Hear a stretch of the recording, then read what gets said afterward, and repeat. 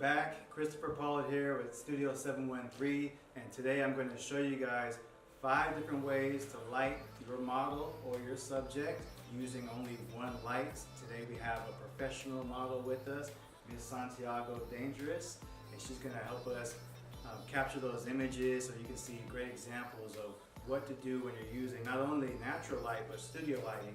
Today we're in the studio, but these same concepts, these same techniques can be used no matter where you're at.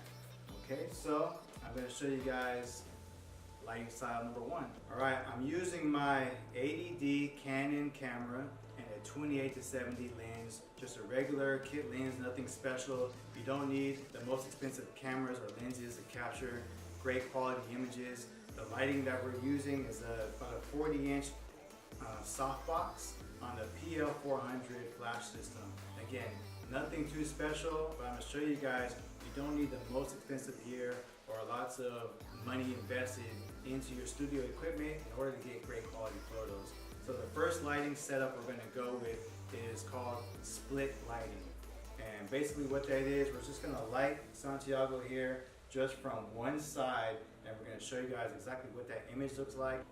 Flash will be camera right. You will see only the right side of her face illuminated, and the left side will become completely full into darkness.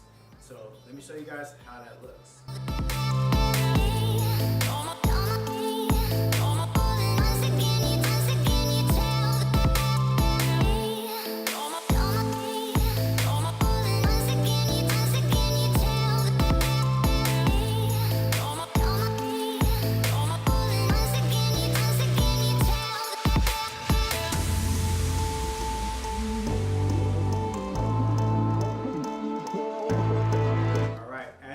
From the photo example, only the right side of her face was illuminated, the left side came into full darkness. I had the softbox again directly on the right side of her. No other light was coming in from the opposite side, and that's called split lighting. My camera settings are usually always going to be the same, especially in the studio. Your ISO doesn't have to go over 100, so I was at ISO 100, shutter speed 160, and f-stop 7.1.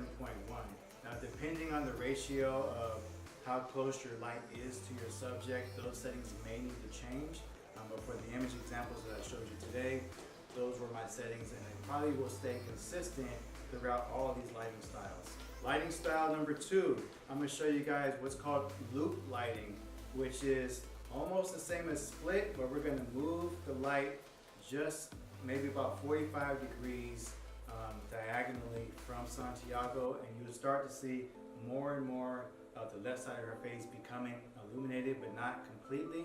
And we're going to move over to different lighting styles as we bring the light around and directly in front. But this next step is going to be called loop lighting.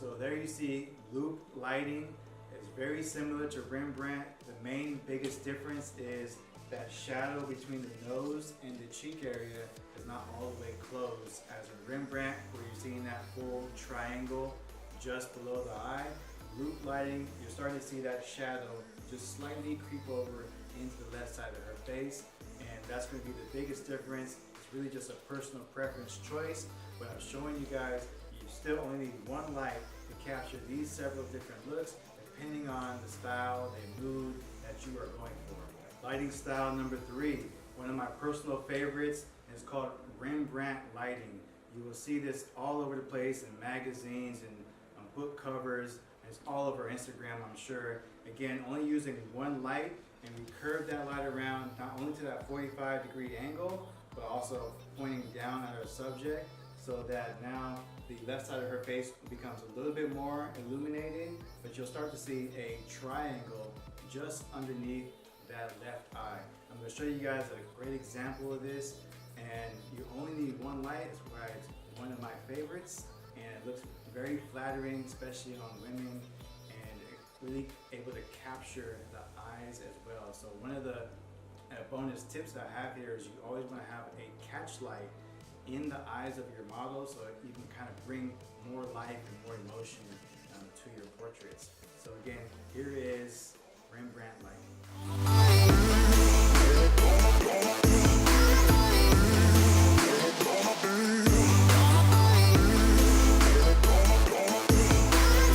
Lighting style number 4.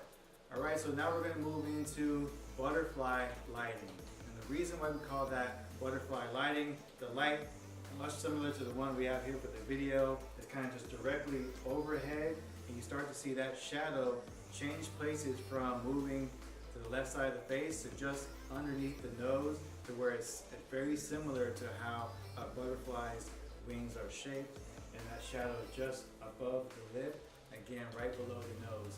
So in order to achieve this style of lighting, you're going to use one light overhead at a 45-degree angle pointing downward, and all the lights coming just basically here and blanketing downward. So you will get fall off in your lighting, so the most lighting is up top where it should be, and then getting darker as you go down. So depending on, again, what your mood or what your style or your theme for the shoot, you may need to bring in a second or third light in order to capture legs and feet or other body parts as needed. But today we're only going to focus on the face, and I'm going to show you guys butterfly lighting, where we're just looking for that shadow just below the nose.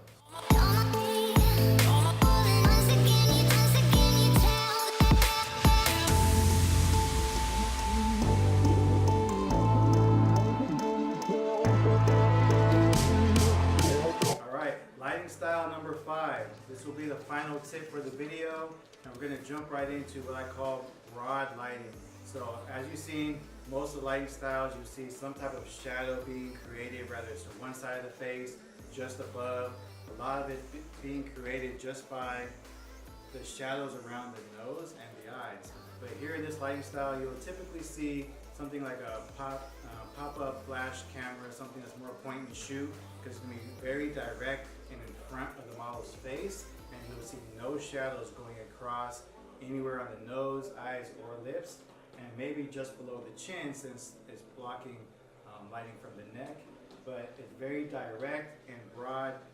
Again, this is one lighting style you may want to use if you're shooting more than one person or a group. You want something that's going to be very wide and blanketing around your entire model's face or body. That can be very flattering, depending on, again, what's your mood, what's your subject, and the total image that you're going for. So we're going to place the light right in front of Santiago's face, and we're going to take some images, and I'm going to show you guys exactly how that looks. Again, my lighting style, my camera settings have not changed. I'm still at ISO 100, f7.1, shutter speed 160, and I'll put all these images side by side so you can compare the perfect lighting style that you may want to use for your images or for future use. So here we go.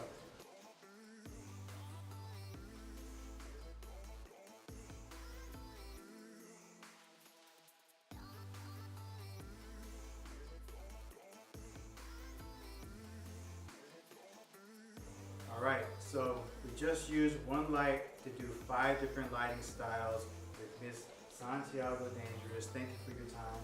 Appreciate you being here. Make sure you guys follow and check her out. Santiago Dangerous _. Yeah. Don't forget the underscore on Instagram and Facebook, Twitter. Yes, Santiago Dangerous as well. Facebook and Twitter is still Dangerous Santi. Okay, so if you're on Twitter, it's Dangerous Santi. I'll try to put some link verbiage somewhere around here. Some visual representation.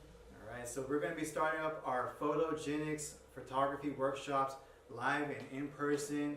So you guys will be able to come out to our studio and work with Santiago and some of the other models that we work with on our team. You'll be able to photograph her, build your portfolio, learn these lighting setups in and outside the studio, natural lighting as well. We'll be taking trips outside of Sacramento, maybe into the Auburn area, all over the place, making sure you guys are getting some unique images with great models. All right, so If you're interested in learning more, click the link somewhere below, above, move on to the next video or to the next segment, and I hope to see you guys there.